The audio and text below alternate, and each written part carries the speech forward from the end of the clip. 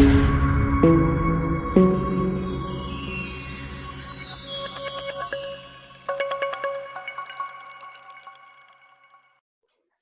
Friends, welcome again on धन मंत्रा channel.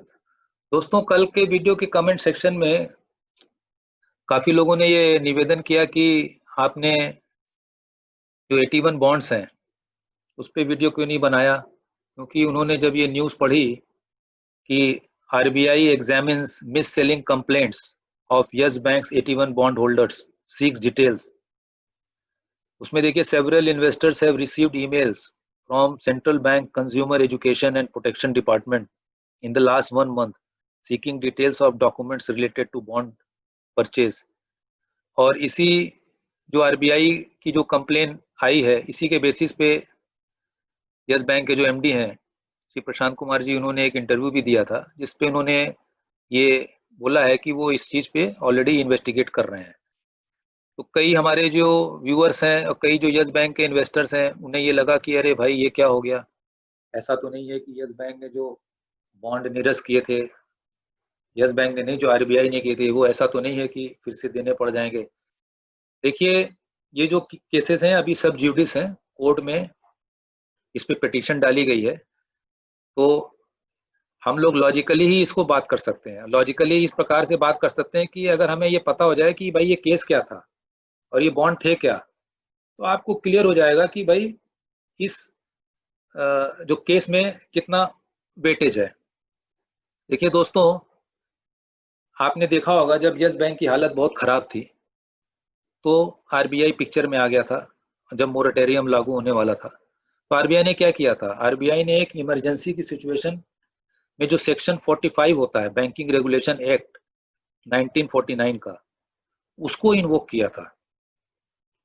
और उसको जब इन्वोक किया था, वो इन्वोक तभी किया जाता है जब आपको ये लगता है कि कोई बैंक का एग्जिस्टेंस ही खतरे में आ गया हो, मतलब वो बैंक ही बंद हो जाएगा।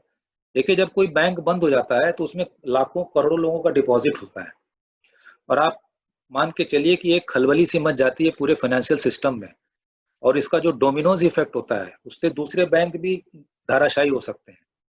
और सारे लोग एक इमरजेंसी में रश करेंगे सारे बैंकों से, प्राइवेट, खासकर प्राइवेट बैंकों से अपना पैसा निकालने के लिए। तो ऐसी स्थिति को रोकने के लिए आरबीआई ने सेक्शन 45 का यूज किया और ये डिसाइड किया कि भाई जो बैंक की देनदारी है उसको कम कर दी जाए।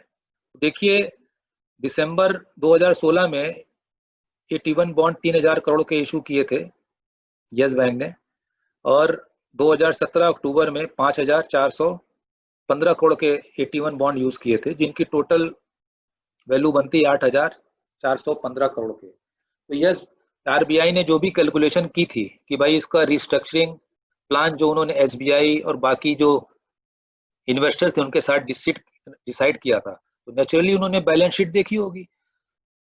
तो एसबीआई ने कैपिटल इन्फ्यूज करना था, और तो उस समय जब सारी स्थिति का आकलन हुआ तब आरबीआई ने बैंक के जो बैलेंस शीट की परिस्थिति देखी, जो बैंक को पैसे मिलने थे, जो एनपीए थे, उसके आधार पर ये निर्णय किया कि जो 81 बॉन्ड है इनको निरस्त कर दिया जाए। देखिए, आप ये जानने की कोशिश करिए कि ये जो बॉन्ड्स थे इन पे जो कूपन रेट ऑफ इंटरेस्ट था वो करीब 9.5% था। अगर आप 8415 का 9.5% निकालेंगे तो साल का ये आता है करीब 800 करोड़ रुपया। कहने का मतलब ये है कि यस बैंक को 800 करोड़ का तो इंटरेस्ट देना पड़ता। अभी पिछले क्वार्टर के रिजल्ट में यस बैंक का प्रॉफिट सिर्फ 45 करोड़ का था। देखिए, आरबीआई और सारे इन्वेस्टर ये सब कैलकुलेशन कर लिए थे, तभी इन्होंने इस बॉन्ड को निरस्त कर दिया था। अब आप ये समझिए कि ये बॉन्ड है क्या। देखिए, ये जो बॉन्ड होते हैं ये लॉन्ग टर्म जो पैसे चाहिए होते हैं बैंक को शॉर्ट टर्म में भी पैसे चाहिए होते हैं, लॉन्ग टर्म में भी चाहिए होते हैं। तो जो लॉन्ग टर्म पैसे बैंक लेती है उसके लिए ये बॉन्ड जारी किए जाते हैं। तो जो 81 बॉन्ड होते हैं वो परपीचुअल बॉन्ड होते हैं। परपीचुअल बॉन्ड का मतलब ये होता है कि भाई इनकी मेच्योरिटी कोई नहीं होती है।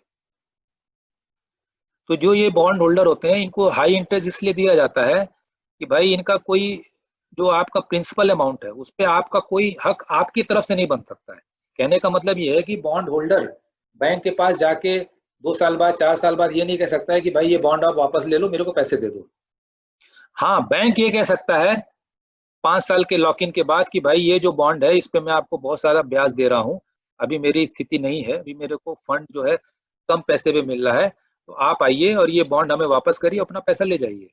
कहने का मतलब है कि जो कॉल ऑप्शन जो होता है वो इशूइंग बैंक के पास होता है और आरबीआई इस बॉन्ड का रेगुलेटर होता है। अब ये जो बॉन्ड होल्डर्स हैं इन्हें सारी कंडीशन एज पर बैंकिंग रेगुलेशन एक्ट उन्हें ये पता थी, लेकिन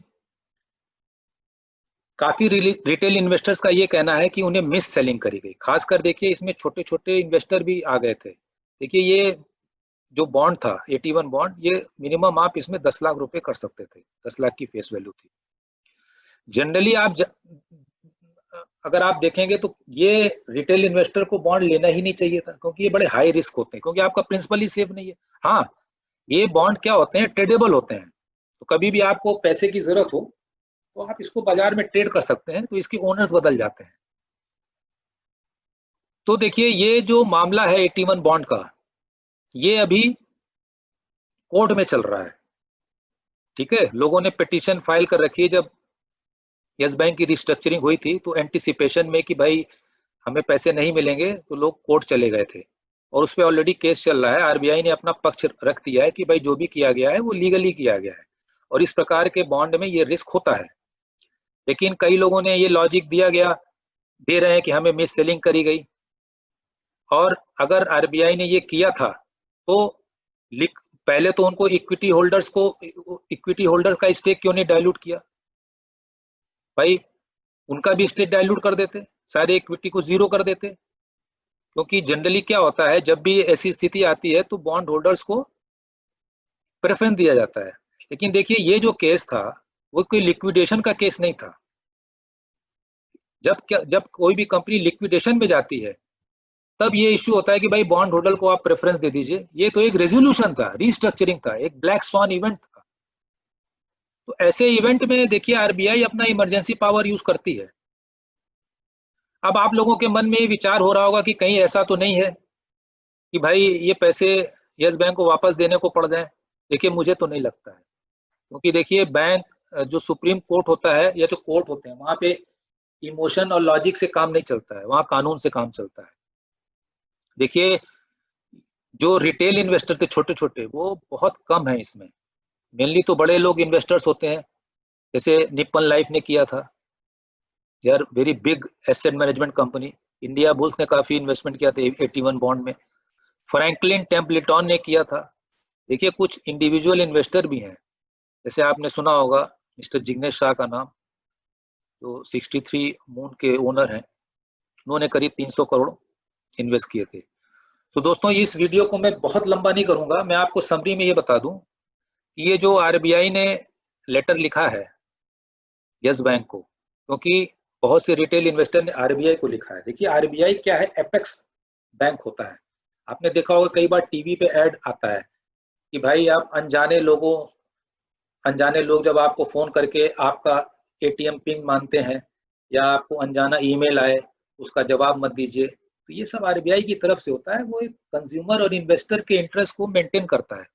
तो अगर किसी ने आरबीआई को चिट्ठी लिखी है तो आरबीआई का ये फर्ज बनता है इन्वेस्टिगेट करने का, भाई क्या इनको मिस सेलिंग हुआ था, क्या इसको सुपर एफडी करके बेचा गया था। कई कंप्लेन ये आई है कि यस बैंक के जो रिलेशनशिप मैनेजर्स थे उन्होंने बोला कि भाई अपनी एफडी तोड़वा लो और यहाँ लगा दो, यहाँ ज्यादा फायदा है। तो आरबीआई ने सारी डिटेल कंज्यूमर से मंगाई है।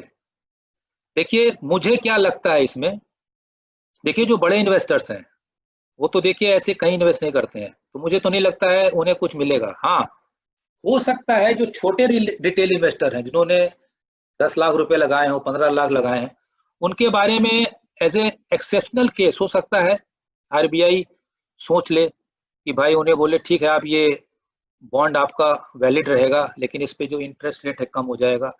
एक ही हो सकता है कि उनको बॉन्ड के बदले कुछ इक्विटी दे दे। तो देखिए ये मेरा मानना है, ये मेरा एनालिसिस है। अल्टीमेटली क्या होने वाला है तो समय बताएगा, बट मुझे लगता है कि मैं अपने एनालिसिस में करेक्ट हूँ। देखिए मेरी सहानुभूति सभी बॉन्ड होल्डर के साथ है, लेकिन जो मुझे लॉजिकली पॉसिबल चीज लग रही है वो मैंने आपको रख दिया, और इसमें भी अभी काफी समय लगेगा। तो दोस्तों, मैंने काफी सरल भाषा में इस चीज को समझाने की कोशिश की है, और मेन मकसद ये था कि इस न्यूज से आपको पैनिक में आने की सिचुएशन नहीं है। You enjoy your weekend. Thank you. जय हिंद।